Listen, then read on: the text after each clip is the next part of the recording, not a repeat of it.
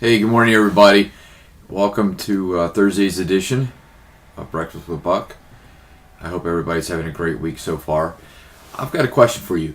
What happens when you go to the store and you buy milk? What's the first thing everybody usually does? Hey, look at the expiration date, right? Make sure you're not buying something that's going to expire in 2 or 3 days.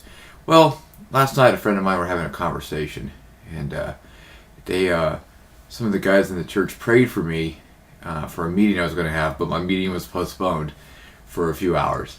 So while they were praying for me, I was sitting around waiting for my meeting to happen, and I thought about that for a while, and I said, well, does God need me to re-pray?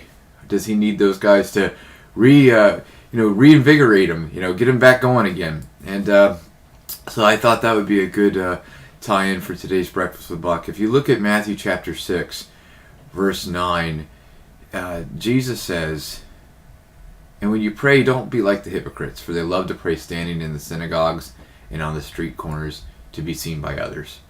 Truly I tell you, they have received the reward in full." And verse 6 says, "But when you pray, go into your room, close the door, and pray to your Father who is unseen." And immediately following this is the Lord's Prayer. And so, I considered this for a long time, and I thought, wow, sometimes I think we really misunderstand prayer. Like we have to go up and get all loud and say the right words in order for God to action.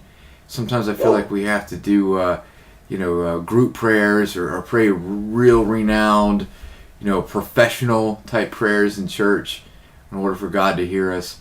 I just don't think that's true. And the first thing I'm going to tell you is God's got some big ears. I mean, not metaphorically, of course.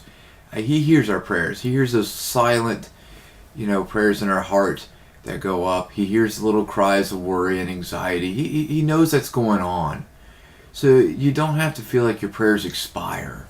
Like, oh, I prayed about that 3 weeks ago. Now, the second thing I want to remark is there's a lot of people that think that once you pray something that you can't pray about it again. It shows a lack of faith. Well, I tend not to believe that either. I tend to believe that you keep praying while something's on your heart. And when you feel it spiritually be released, that's probably the best time to stop. In other words, keep calling out calling out to your Heavenly Father as often as you need to. And just don't be like the hypocrites, in other words, and don't turn prayer into a public spectacle. Don't turn into, I'm the better Christian because I got the better prayer. Do it quietly in your heart between you and your Father. And lastly, my last comments on prayer is be a better listener than speaker. God already knows what you got to say. He already knows what's going through your mind. He's got something he wants to tell you. So I challenge you today. Think about prayer. Think about when you do prayer. Have faith in those prayers. Know that they're going up to the Father. Know that they're actioning him. He's moving. He's hearing it. He's setting the world, changing the world because of your prayers. And also have a lot of faith that he is going to respond to you. Even if it's not the way you want, sorry, that he will respond in kind. And God bless you today. The week's almost over. Don't worry. We're going to get through this. Till next time.